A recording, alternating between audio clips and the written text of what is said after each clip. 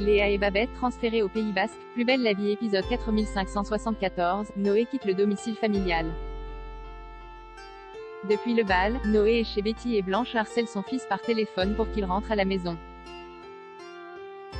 Lola est toujours dévastée par sa rupture, et elle culpabilise de ne pas avoir vu que Dimitri manipulait Sounali. L'adolescente s'en veut d'avoir organisé ce fichu bal. Sounali confie à Lola qu'elle ne cesse pas de penser à Dimitri. Elle n'arrive pas à lui en vouloir. Lola lui conseille de prendre ses distances, car il est toxique, mais Sounali ignore si elle en est capable. Betty pousse Noé à parler à Blanche, ce qu'il fait d'ailleurs. Noé déclare à sa mère qu'il aime Betty et qu'il compte rester avec elle. D'ailleurs, il ne part pas en Oregon parce qu'il ne veut pas la quitter. Le ton monte.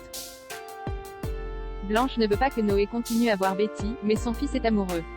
Dans l'appartement d'à côté, Gabriel, Thomas et Lola entendent leur dispute.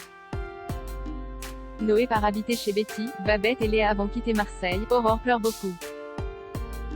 Bauer pense qu'elle a mal au ventre et qu'elle est intolérante au lait de vache. Mais la donneuse ne peut pas lui donner de lait maternel, car 3 prématurés sont nés cette semaine. Bauer a alors l'idée d'acheter du lait végétal.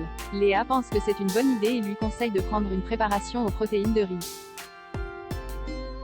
Bauer a essayé 5 marques différentes avant de trouver la bonne. Jeanne apprend à Léa et Babette qu'elles vont devoir être transférées dans un centre de lutte antituberculeuse dans le Pays Basque, car celui de Marseille est complet. Elles partent le lendemain. C'est un coup dur pour les deux femmes. Léa a le sentiment d'être en train de rater sa vie de maman. Elle va rater les premiers pas et les premiers mots d'Aurore. Devant Bauer et Patrick, elles essaient de faire bonne figure. Abdel et Elisa vont s'associer ensemble. Elisa et Abdel désirent s'associer ensemble et au petit matin, Abdel montre à la jeune femme une ébauche d'une plaque d'avocat, cabinet Fedala Coutan.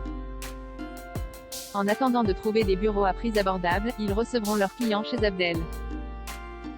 C'est alors que Barbara sonne. Les larmes aux yeux, elle leur avoue que Tim est un opportuniste. Elisa reçoit dans la foulée un message de la juge Colbert qui demande à les voir. Elle clôt le dossier faute de preuves probantes. D'ailleurs, Tim a retiré sa plainte pour tentative de meurtre. À la sortie du tribunal, Vincent Marceau invite sa fille et Abdel à déjeuner. Il aimerait recommencer à zéro avec eux deux.